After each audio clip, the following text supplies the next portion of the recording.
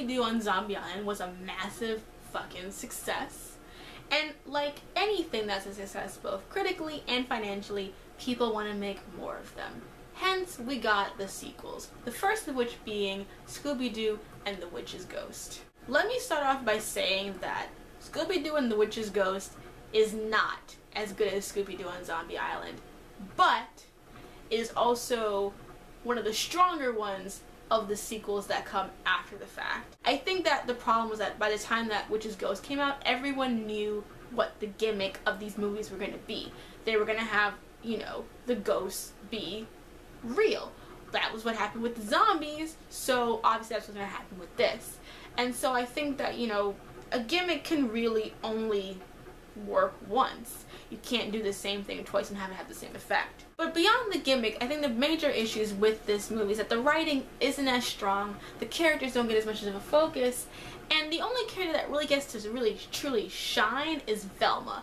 But you know what? Velma's my favorite anyway, so that's good for me. And those are the downsides. On the flip side, we get the Hex Girls, Tim Curry, and overall, a good film. The movie opens with the unmasking of some crooks at a museum and running into the Anne Rice, Stephen King hybrid character called Ben Ravencroft. He's a mystery writer that Velma has a thing for. She's trying to get her swerve on during all these movies, which I like. I like that the last two movies I've had are basically like flirting with a dude, trying to get a dude. I'm like, go Velma, go Velma, go Velma, go Velma. Yeah, so that's great. He invites the gang back to his home in Oak Haven, which is like, you know, Maine, and they discover that Ben's ancestor, Sarah Ravencroft, is being used as a gimmick by the town due to her having been persecuted as a witch. Ben, however, is very adamant that she was not a witch. She was a Wiccan. And that's a word they're going to use a lot during this movie, while having no idea what the hell it means. Just a note. Yeah, but we'll get to that. Oak Haven, the town, basically is claiming that the ghost of Sarah Ravencroft is haunting the town, and so the gang decides that they're going to investigate what's going on, as the gang does, even though they're on vacation. During the investigation, they meet up with basically the breakout characters of the spin-off movies, the Hex Girls, made up of Thorn, Luna, and Dusk. They are an eco-goth girl rock group that is performing for the festival, and they're like the eco-goth version of Jumping the Holograms, and that is totally okay. I'm totally here for it. Yeah, the Hex Girls have totally like been like breakout characters. I think they've basically been in like every anime adaptation since. Like, that's how popular these characters have been. I think it's basically because they're all hot, especially Thorn, because she's got like, you know, the red and the whatnot, and, you know, people dig that, chicks dig that. Velma ends up putting everything together. Basically, she figures out like, how's everything going, and after one of the ghost attacks that happens that evening, she reveals that the town has been pulling this elaborate hoax in order to gain publicity for the town. So that's really quick plot synopsis, you know, go Velma. Meanwhile, there's a lot of meandering going about. However, let's get to what we really are here for, the twist. So yeah, mystery solved, but this is New Age Scooby-Doo, right? We had the zombies, we gotta upgrade this too. So Ben, who, by the way, looks like a low-rent Xanatos. Ben claims that he wants to clear the name of his ancestor by finding her spell book, which will prove that she used her powers for healing. And apparently she used to heal people by this fucking tree. And while they were like doing the excavating for the town, the mayor said that they didn't find anything. But early in the film, Scooby ends up digging out what looks like a belt buckle, and Shaggy takes it up and puts it on his belt, whatever.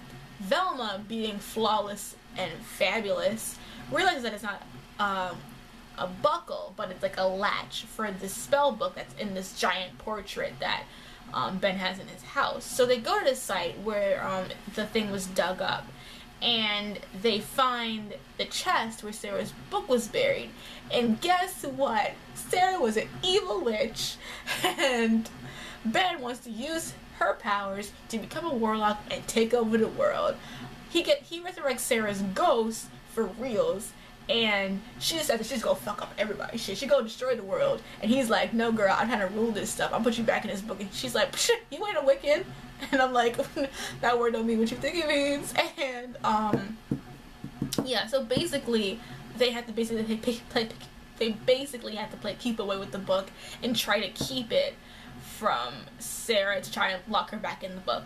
Velma, being again flawless, saves the day by getting Thorn, who is 1/16th Wiccan, to read a spell that will send Sarah's soul back into the book.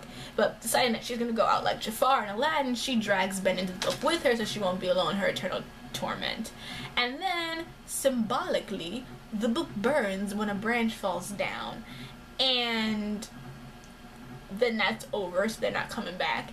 And during the mayhem, a turkey was turned into a giant turkey by the magic and didn't get turned back. So instead of having the ghosts as their new town main attraction, they have a giant turkey and the Hex Girls. Hex Girls were enough if you ask me.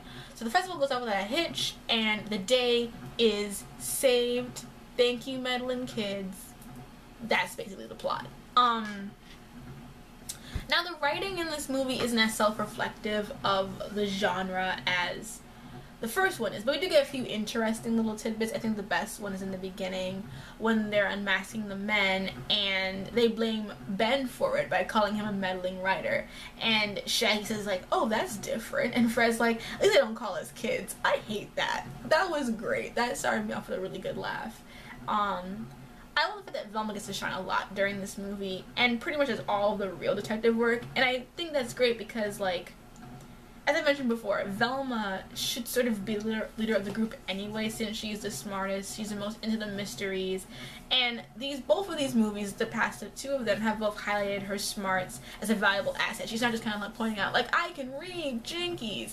Like, she's being an active member of the team, and that's great, because I think Velma's character kind of got shafted as just being the smart chick without actually getting to do smart chick things. So she's really becoming a leader in these movies, and that's really great.